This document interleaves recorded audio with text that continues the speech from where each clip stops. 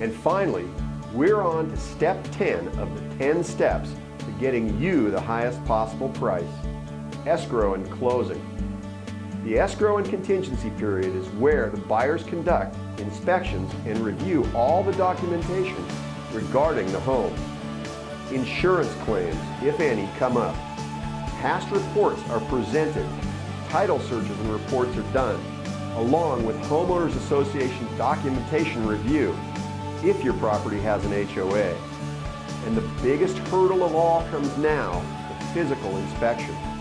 The buyer hires a professional trained to locate property defects. These reports are mostly overblown and even inflammatory as to findings in regard to the systems and structural aspects of your property. But the findings often take some of the luster off of the home for a buyer.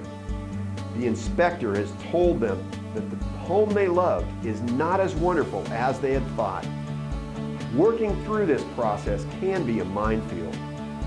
Your broker has negotiated the highest possible price for you. Maintaining that price and keeping the sale together is paramount to your best interest.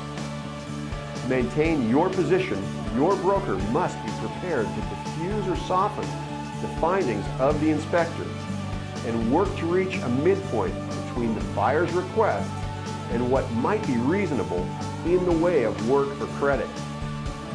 Sometimes we'll bring out other professionals to counter the findings we feel are erroneous. The bottom line on this, if the inspector requests are handled correctly, it could make money for you. Incorrectly will cost you. Remember too, a buyer motivated by the perception of demand is less likely to make requests for repair or dollar credit during the inspection process. And on to the second biggest hurdle, the appraisal. In almost every transaction, there is an appraisal contingency. An appraisal is required to get nearly every loan that is used for the purchase of real estate today.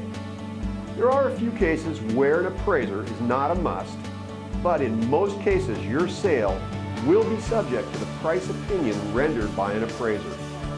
Whenever possible, you should remove this contingency. However, this occurrence is rare, and your sale will likely be subject to an appraisal. Your broker must handle the appraisal situation properly.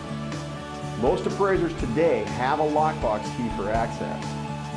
Do not, I repeat, do not let an appraiser into your home without meeting your broker there. A meeting with the appraiser allows your broker to present comparable sales and discuss upgrades and the possible differences between your home and those sold properties. Research, often extensive, must be performed to supply the appraiser comparable sales and data to justify the higher prices at which we often sell our clients' home. A botched appraisal can unwind all the work we do in the other 9 steps to reach the highest possible price. Properly handled, a seasoned broker meeting an appraiser can make the difference between a low evaluation and an evaluation that meets or sometimes even exceeds the selling price.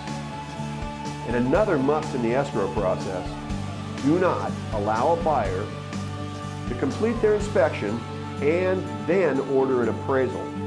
During the contract negotiations, your broker must add the condition that the appraisal and the inspection will be completed simultaneously. When the inspection, appraisal, and other contingencies are removed, you're on your road to closing at the highest possible price. If you've sat through our entire presentation, we appreciate it, and we hope that review of these 10 steps will help get you the highest possible price in the sale of your home.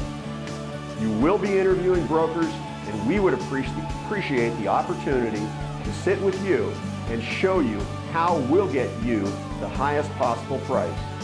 You can reach us at 619-466-4556 or visit www.besthomesteam.com. Thanks. Have a wonderful selling process.